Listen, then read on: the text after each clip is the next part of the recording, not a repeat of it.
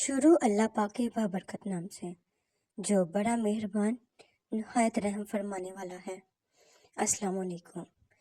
مغرور آدمی اس پرندے کی طرح ہے جو آسمان کی طرف جتنا بلند ہو جاتا ہے لوگوں کی نظروں میں اتنا ہی چھوٹا ہو جاتا ہے۔ جہاں تعریف کرنی ہو وہاں بڑے بڑے چپ ہو جاتے ہیں اور برائی کرنے کے لیے گونگے بھی بول پڑتے ہیں۔ ہم اپنی غلطیوں سے زیادہ اپنی شرافت کی قیمت ادا کرتے ہیں۔ جمع کر دی گئی دولت کبھی ساتھ نہیں جاتی، لیکن دولت کمانے کے لیے اگر گناہ کیے ہیں تو وہ ضرور ساتھ جاتے ہیں۔ کچھ چیزیں بہت دیر بعد بھی پلٹ کر واپس آ جاتی ہیں، خصوصاً کسی کو دیا ہوا دھوکہ اور بولا ہوا جھوٹ۔ برے سلوک کا بہترین جواب اچھا سلوک، اور جہالت کا بہترین جواب خاموشی ہے۔ دوسروں کی نیتوں کا پڑتال کرنا چھوڑ دیں، ممکن ہے اس کی توبہ آپ سے پہلے قبول ہو جائے۔ اس وقت تک کسی کے گناہ گار ہونے کا طعنہ نہ دو جب تک تمہیں یقین نہ ہو جائے کہ تمہارے اپنے گناہ بخشے جا چکے ہیں۔ اگر تم بادشاہ ہو تب بھی اپنے والد اور استاد کے تعظیم کے لیے کھڑے ہو جایا کرو۔ ٹوٹا ہوا دل خدا کی توجہ کھینچتا ہے، خوش نصیب ہے وہ روح جو خدا کے لیے روتی ہے۔ دوسروں کے اچھے ہونے کا انتظار مت کرو، بلکہ انہیں اچھا بن کر بتاؤ کہ اچھا انسان کیسا ہوتا ہے۔ زندگی میں ایک علیہ بنا لے، کچھ بھی بن جائے مگر بے فیض انسان نہ بنے، کیونکہ درخت جب بے فیض ہو جائے تو چولہے میں جھونک دیا جاتا ہے۔ ہر شخص کو راضی رکھنا منافق آدمی کا کام ہے۔ بعض میر با اصول لوگوں سے اکثر لوگ ناراض اور ناخوش ہوتے ہیں۔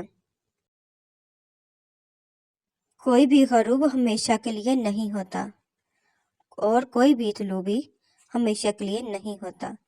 بہترین ہیں وہ لوگ جو زندگی کے عروج و زوال میں اپنے رب کی رضا پر شکر گزار رہتے ہیں۔ راستوں پر نشانیاں وہی لوگ چھوڑتے ہیں جنہیں پیچھے رہ جانے والوں سے ملنے کی خواہش ہو۔ انسان کو کوئی چیز اتنا نہیں بدلتی جتنا اس کے دل پہ گزری ہوئی تکلیفیں اسے بدل دیتی ہیں، اور تکلیفیں بھی وہ جو اس نے تنہا جھیلی ہوتی ہیں۔ ہمیشہ اپنی چھوٹی چھوٹی غلطیوں سے بچنے کی کوشش کرو، کیونکہ انسان پہاڑوں سے نہیں پتھروں سے ٹھوکر کھاتا ہے۔ قرآن پاک کو اتنے اونچے طاقوں میں بھی نہ رکھیے کہ سال ہاں سال اس پر نظر ہی نہ پڑے اور مدتوں ہاتھ اس تک نہ پہنچ ہی نہ سکے۔ یہ کوئی ایسی دوائی نہیں جسے بچوں سے تو کیا بڑوں کی پہنچ سے بھی دور رکھا جائے۔ یہ تو وہ دعا ہے ہر درد کی، شفا ہے ہر مرض کی، اس تک رسائی تو ہر وقت رہنی چاہیے۔ خواہش بادشاہوں کو غلام بنا دیتی ہے مگر صبر غلاموں کو بادشاہ بنا دیتا ہے۔ جو باپ کی قدر کرتا ہے وہ کبھی غریب نہیں ہوتا، اور جو ماں کی قدر کرتا ہے وہ کبھی بد نصیب نہیں ہوتا۔ لوگ کبھی نہیں بدلتے، دراصل ان کا انٹرسٹ ختم ہو جاتا ہے یا پھر انہیں کچھ اور انٹرسٹنگ مل جاتا ہے۔ یا اللہ پاک ہمیں اپنی پہچان کا سفر عطا فرما، ہمیں خود اپنی پہچان عطا فرما۔ کہیں ایسا نہ ہو کہ ہم اندھے ہی مر جائیں اور پھر اندھے ہی اٹھائے جائیں۔ جو تمہاری خاموشی سے تمہاری تکلیف کا اندازہ نہ کر سکے اس کے سامنے زبان سے اظہار کرنا صرف لفظوں کو ضائع کرنا ہے۔ کچھ نیا پا لینے کے لیے وہ مت کھو دینا جو پہلے سے ہی تمہارا ہے۔ ادب نہیں تو سنگ وحشت ہیں تمام ڈگریاں، جو حسن خلق ہی نہیں تو سب کمال مسترد۔ ہم جتنے بھی مضبوط ہو جائیں، رشتے ہماری سب سے بڑی کمزوری ہوتے ہیں۔ ہم نہ ان سے بھاگ سکتے ہیں، نہ بھاگنا چاہتے ہیں۔ میں خود انہیں ایکسپلائٹ کرنے دیتا ہوں کہ یہ دیکھنے کے لیے کہ میری آخری حد کیا ہے، اور یہ دیکھنے کے لیے بھی کہ ان کی آخری حد کیا ہے۔ کبھی کبھی آزمائش ہمیں ایسے موڑ پہ لے آتی ہے جہاں سے واپسی کا کوئی راستہ نہیں ہوتا۔ ایسے میں اللہ پاک کی ذات پر توکل ہماری ہمت باندھتا ہے۔